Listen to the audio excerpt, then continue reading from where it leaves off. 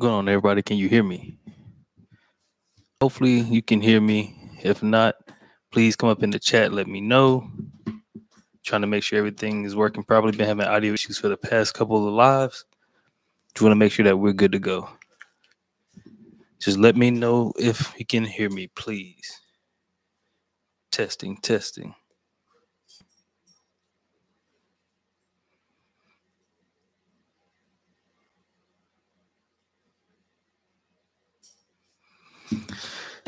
All right. So, first and foremost, thank you all for your participation over the last couple of weeks.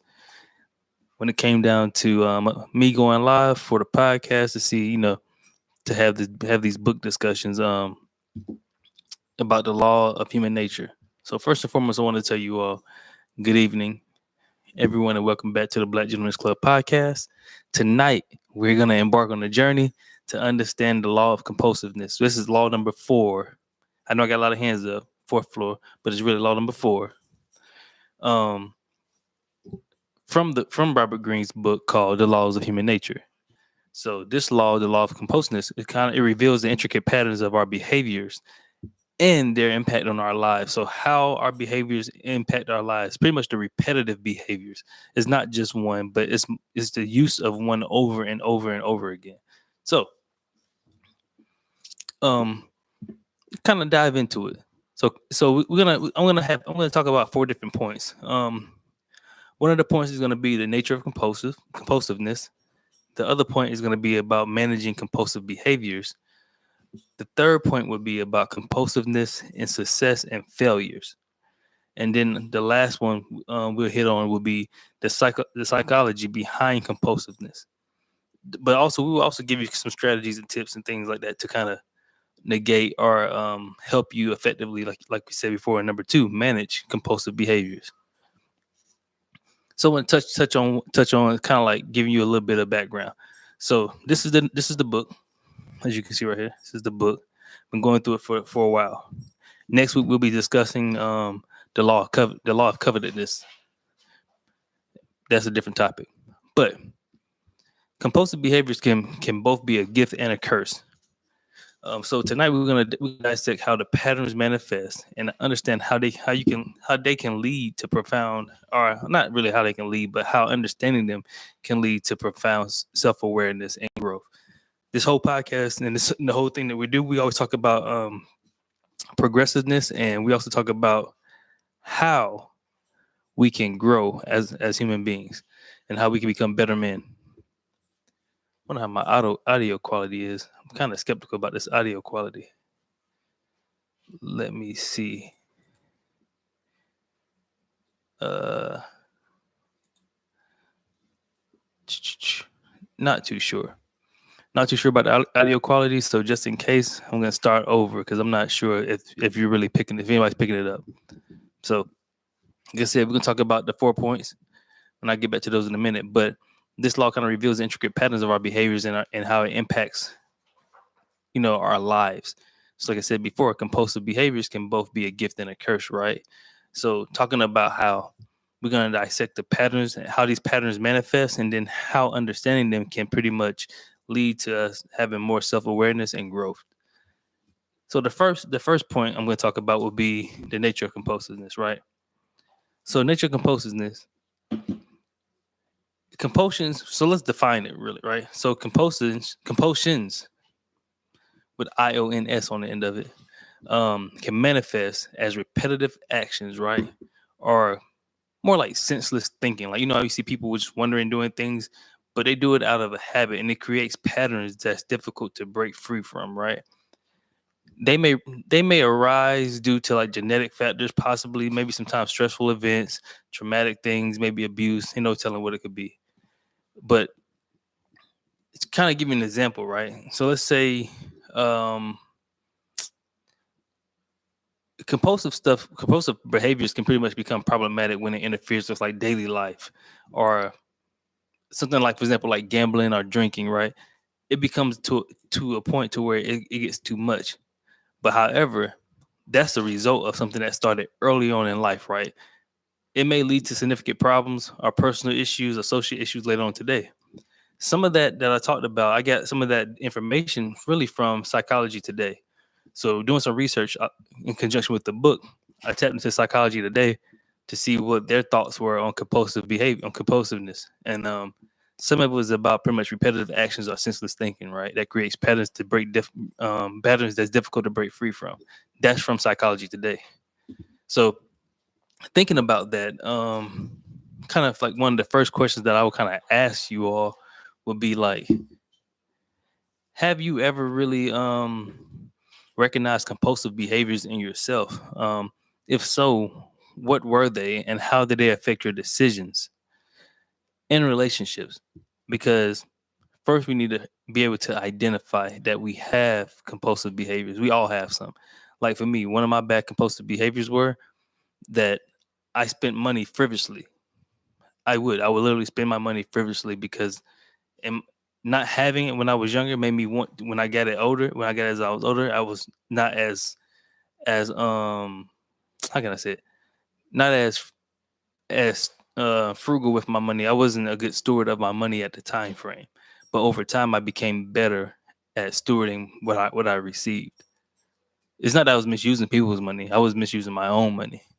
But you know, me not knowing how to manage mine could bleed over into me handling business and mismanaging other people's money, right? So if I can't manage my own, how can I manage others? Makes sense. Um, but first we're gonna talk. We're gonna kind of like dive into like how to manage compulsive behaviors. Um, but before we do that, I want to first we got to identify some of the compulsive behaviors. Pretty much, I want to identify and reflect on our compulsive behaviors that might intersect with various toxic personality types that was outlined in this book. So this part I got bookmarked right here. I think it was page 121. He talks about toxic types. Um, so in page 121 through I think page 124, or I think it's 124. Let me double check. I think it might be 124. Uh, Actually, it's 120 to 127. So from 121 to 127, he lists off 10 toxic traits. However, there are more further on throughout the book. He gives a disclaimer in the book that in certain chapters that there are more toxic types. But I'm going to go over the 10. But I want us to think about them and think, do we fit some of these? And understanding these types can help us navigate complex interpersonal dynamics and recognize our own potential toxic tendencies. Right. So the first one he talks about was hyper perfectionists, right? These people typically are obsessed with perfection, as it seems like, because by the title name, hyper perfectionist, hyper more of perfection, more perfectionist. So they're obsessed with perfection, often critical and demanding, right? Some of the struggles they struggle with delegation and satisfaction. So when you pretty much are a hyper perfectionist, you want to have a lot of control over whatever it is that you're doing. You have an issue with delegating things out. It's very hard for you to do that because if you delegate out, the first thing coming to your mind is that it's not being done correctly. It's not to the standard that I'm looking for. Therefore, it's not perfect. Therefore, I do not want it. Therefore, I would not trust anybody to do it. So, but what happens with people who are hyper perfectionists? They tend to take a long time to get things done because they're constantly judging themselves and being overcritical, right? So the second type he talks about was the relentless rebel. I think I fall into that spot sometimes, but I think I fall into like a couple of different categories. But you'll see, um, the relentless rebel. He talks about how it constantly oppresses or opposes authority or the norm, often challenging but may struggle with constructive cooperation, other words, constructive criticism. Right? Those people, and I've been in that position before where I turn into a relentless rebel, where I'm like, it's not that people seeing that from the outside think that I may consistently oppose authority or challenge the norm. That's not always the case. I challenge it when it needs to be challenged, not just because I want to rebel. That's why I said I can fall into this category from the outside looking in, but a lot of times that's not the case. I may fall into another one. The third one he talks about is the personalizer. The personalizer takes everything personal. They're often sensitive to criticism and may struggle in objective or challenging environments. So people who turn everything to pretty much being the victim. They take everything to heart. Anything you say, they think it's about them. Everything is not about you. So that's the personalizer, right? The fourth one is the drama magnet. So the drama magnet thrives on creating or being involved in drama. Can be emotionally draining and unpredictable. Drama magnets you really have to be aware of a lot. They are very dangerous out here in these streets because they bring drama to your doorstep. Even drama you had nothing to do with, they bring it right to your doorstep. The fifth one, the big talker. So the big talker often makes grand promises or claims but struggles to deliver and can be charming but unreliable. I know the early part of my youth, I may have fell into the category of the big talker because I had like these dreams, these visions of what I wanted to do, how I wanted to succeed, thought that I can do it. And so, a lot of us entrepreneurs, we are big talkers for the most part. We think that we can do X, Y, and Z, which we can, but the problem is we don't really take our time to do any due diligence, which can lead us to look like big talkers. Not saying that everybody is, but it can lead us to be perceived as such. Number six is the sexualizer, right? So the sexualizer, this person pretty much uses their sexuality or seduction as the primary tool of interaction. Trying to create inappropriate dynamics or expectations, kind of use their sex appeal to get what they want for the most part. We see a lot of that currently going on in this world. The other one, number seven, is the pampered prince slash princess, right? This person feels entitled to special treatment, often struggles with resilience and self sufficiency. We already know the princesses and the princes, how these people feel like they want to be treated like royalty. You, most of us already encounter people like that. Number eight, the pleaser. The pleaser, people know that constantly seeks to please others, often at the expense of their own needs or opinions. These people a lot of times have low self-esteem. They tend to go out their way to take care of everybody all the time, and disregarding themselves.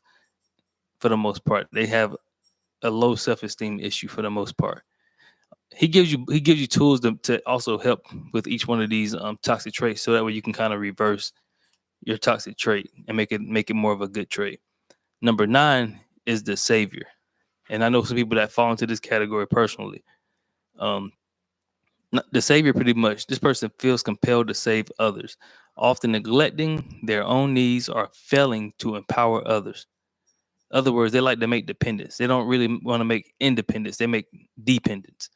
When you have somebody who's being the savior, a lot of times they have a complex to where they either had to wind up being the parent in the house instead of the mom being the parent. They had to want to be the parent instead of the father being parent. They had to want to being the parent, and they tend to get a kick out of always bringing people up from the bottom. A lot of times it hurts them in the long run because they tend to get with people who depend on them instead of making independence. They make dependence. Number 10, the last toxic trait he talked about in this law was the easy moralizer. So the easy moralizer is one that's quick to judge or moralize, often oversimplifying complex issues or being self-righteous. Sometimes I think I fall into that category at times, which I have to catch myself, because it's not that I'm being self-righteous. It's that sometimes I oversimplify complex issues. That's one of my biggest crutches or heels, is oversimplifying something that's very complex. Even though complex things come from simple things. I like I have that kind of mindset where I can sometimes dive too deep to try to make it too simple. Um, so talking about these 10 toxic traits. So he actually gave us ways to effective strategies for managing compulsive behaviors. And now with psychology today, they gave us two of their own, and these are some of the ones that they gave. Some of the ones that they provided were cognitive behavioral therapy, exposure and response prevention. They talked about habit reversal training, and sometimes medication in severe cases. But those approaches pretty much help help breaking in the cycle of compulsion by gradually exposing the individual to their fears and preventing the compulsive behavior that typically follows. But now, what other ways can we address these toxic traits or types? And can you recognize any within yourself? Is one of the questions I want to ask you. I want to ask you pretty much, considering the toxic traits that we just discussed or just glanced over in law 4. I'm not going to go too deep of a talk on it unless you all want to interact. Then I'll go into a deep talk. We can have some discussions on it.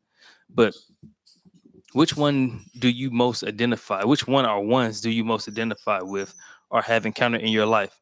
How do you manage interactions with such personalities when it comes down to these different toxic types, right? But then, like I said before in the first one, like, have you ever dealt with someone who exhibited compulsive behaviors? How did you handle the situation and what impact did it have on your relationship? These same questions I'm asking you are questions that I put into the description. So if you want to, you can actually go into the description, look at some of the questions I may ask, and actually go ahead and type up in the chat and give your response to some of the questions that I may ask. So moving forward, talking about compulsiveness and success and failure, right? So in his book, he pretty much discussed how compulsiveness, that repeated behavior, can sometimes hinder your professional and personal growth. And he used an example of Howard Hughes. Most people know Howard Hughes for his famous movie called Hell's Angels, which is the only movie he really made any money off of. Even though he was a great pilot and his dad had business and stuff like that, but Howard Hughes had an issue with control, which came from early on in his life, which made him more of a hyper perfectionist. He didn't really he had a struggles with delegation and satisfaction when it came down to getting things done. So he was like, he's running the whole entire corporation to build Hercules airplanes for the Air Force or for the Army, and then got the contract from the Army and couldn't fulfill the actual required contract because he was trying to do 12 people's jobs. So everybody else that was working for him decided to quit because he would not allow them to do their job. He didn't trust them to do their job. He was a hyper perfectionist. So sometimes those behaviors over time can leak into your professional career, and it can hinder you from growing. Same thing personally, because if you don't acknowledge or have self-awareness of sometimes when you're dipping into your toxic side, you wouldn't know how to peel back. So you gotta harness that energy and that focus and be intentional and know how to identify these behaviors and how to redirect yourself back to be more effective. So let me see if I have a question for that. So the question I had for that one was, do you believe that understanding the psychological factors behind compulsiveness can help in addressing these behaviors? If so, why or why not? For me, I think if you understand the psychological factors, like what made you become, you know, or have these repeated behaviors, can actually help you unravel and then begin to get a grip onto that behavior. Because, like I said, for me, I was bad with money. I had a habit of just spending money freely. And that's because as a kid, I didn't always have money. My mom didn't always have money to give me. I lacked a lot of stuff. So when I finally got money, I had poor management skills of it. Over time, I had to unlearn things to relearn it, and that's one of the things I had to unlearn was how to properly manage money. I didn't properly know how to manage money, so I thought that I did. I thought that I knew, but I had no idea. So I had to unlearn those things and then relearn how to manage money properly. So that way, I'm not just out here spending money all frivolously. That was one of my compulsive behaviors. Just like biting my nails used to be a compulsive behavior. Now I don't bite my nails at all. I stopped biting my nails because how does that look to have like stubs and chipped off nails and stuff bit all the way to the bed? Like that looks disgusting and nasty. And I didn't want to look disgusting and nasty, so I had to unlearn these things and stop these traits early on. But I think identifying those things can help you in the long run when it comes down to your professional or personal goals, and actually modifying or containing your compulsiveness. So the last point I'm going to talk about will be about the psychology behind compulsiveness.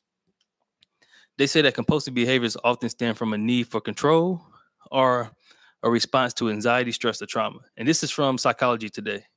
They say they can also be influenced by genetic factors. Recognizing these psychological underpinnings can help